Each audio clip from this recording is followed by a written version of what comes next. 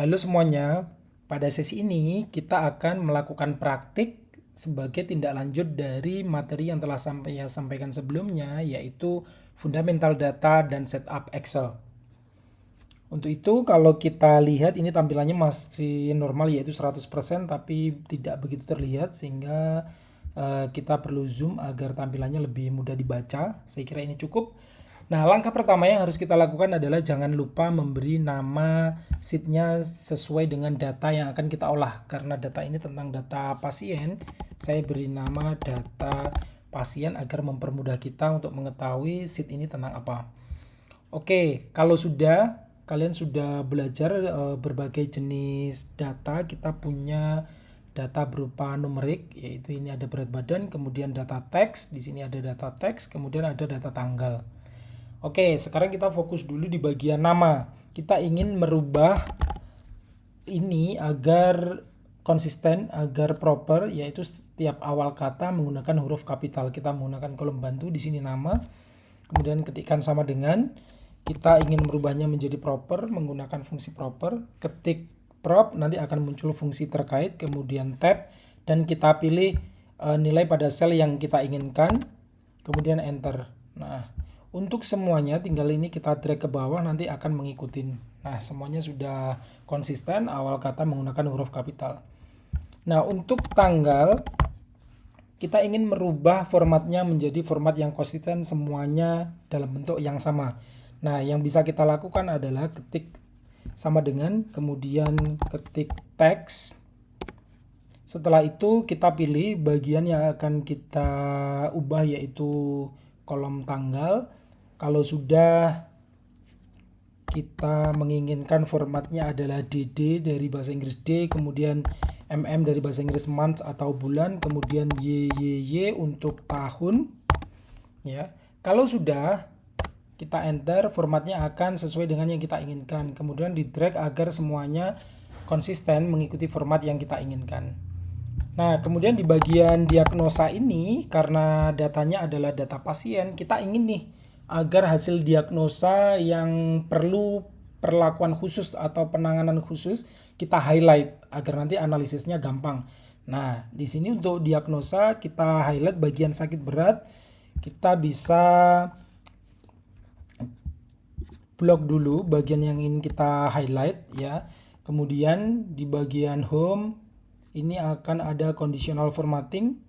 Kita ingin mendefinisikan rumus baru untuk memberikan highlight tertentu sesuai dengan keinginan kita. Pilih klasik, karena saya pakai MacBook mungkin tampilannya akan berbeda dengan yang menggunakan Windows, tetapi secara esensi nanti tetap sama.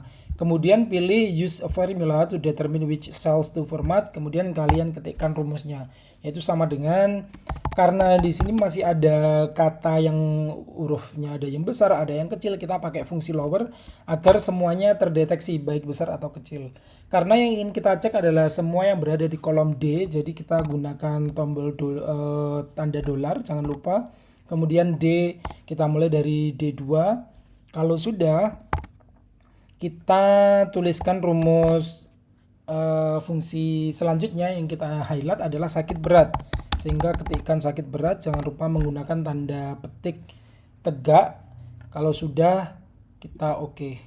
Nah, di situ sakit beratnya semuanya sudah di highlight. Ini akan mempermudah, apalagi kalau datanya besar banget.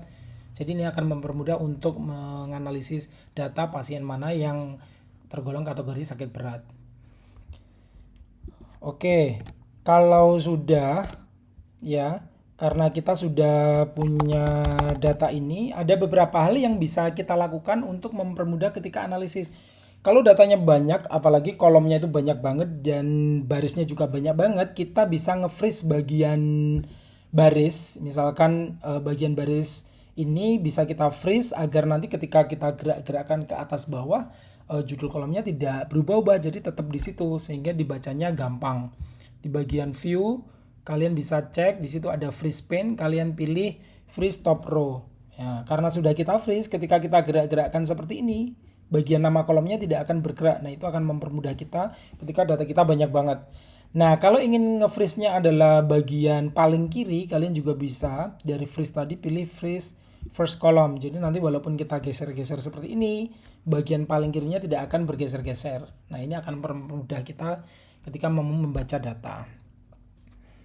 Nah, itu beberapa hal yang perlu kalian pahami untuk bagian fundamental data dan setup Excel. Hal-hal sederhana tapi sangat berguna untuk analisis lebih lanjut. Hal terakhir yang perlu diperhatikan adalah kadang data itu kan penting ya, kita tidak mau orang lain merubah data-data yang sudah kita miliki. Nah, untuk mencegah data-data ini akan diubah, dihapus, diganti oleh orang lain, kita bisa memprotek nih. Gimana caranya? Dari ini kita klik kanan, nanti akan muncul protect sheet.